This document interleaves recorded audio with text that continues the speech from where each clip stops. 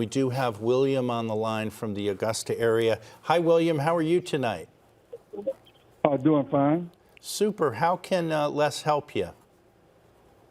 Well, my question is, if I was receiving disability, just what are my limitations as far as activities that I can continue to do in life without possibility of getting in trouble because if I'm receiving disability, as if I'm out in my yard doing some yard work, or if I go on vacation or something like that. I mean, what are my limitations to keep me from getting in trouble if I'm receiving disability?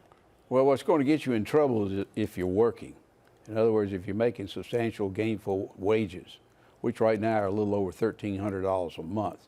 Now, you know, are you making that kind of money? Is it part-time? Social Security can always look at what you're doing and determine that you really can do the work. I mean, you really can work full-time, which is basically, you know, regular work.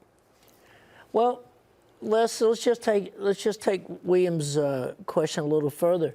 William is talking about just kind of hanging out around the house, or, you know, does Social Security Administration send people to watch you to see if you're taking care of your driveway or washing your car or anything like that? They do have a fraud unit. Yeah. And they've been known to surveil people if they think they're faking or they're, you know, not being truthful. But generally, if you're out washing your car or you're doing things like that, or you're, you know, I mean, for instance, if you claim you got a terrible back and you're out there, you know, pulling up weeds and you're doing all this sort of stuff, they're going to say, maybe we need to reevaluate you. Maybe your back injury isn't as bad as you say it is. And William, I think he's also telling you that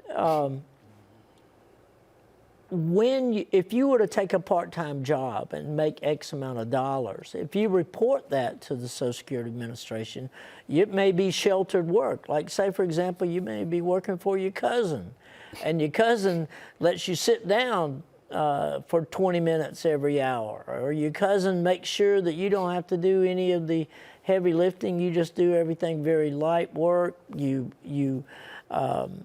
You're not required to do anything complex. The Social Security Administration will certainly be understanding of that. But you can't be earning money on a regular basis. And you mentioned the figure of $1,300 a month? Yes, it's a little over $1,300 a month. It's gradually come up over the years as what you're allowed to earn and still be considered disabled. Now, you know, and it's not so much, you know, I can work 4 hours a week or 10 hours a week. It's how much you make. One of our viewers here on LawCall that preferred not to come on television, but she has a financial question. She wonders if she gets disability income less, will she need to pay taxes on it, or is it tax-free? Generally, the disability is probably going to be tax-free. It just depends what other income she and her family have, you know. Well, you said other income. Well, just say, for example, they were insured because they've been working for a long period of time, and now they're disabled and they're collecting Social Security disability, but they have $20,000 in investments that they get, say, a house rental for a year. Is that going to affect their benefits? Not if they're receiving Title II disability benefits. I mean, you can be disabled receiving Title II disability benefits based on your own earnings. You can hit the lottery. You still be entitled to Title II disability benefits. Now, if you're on SSI, it's a whole different thing. Right, right.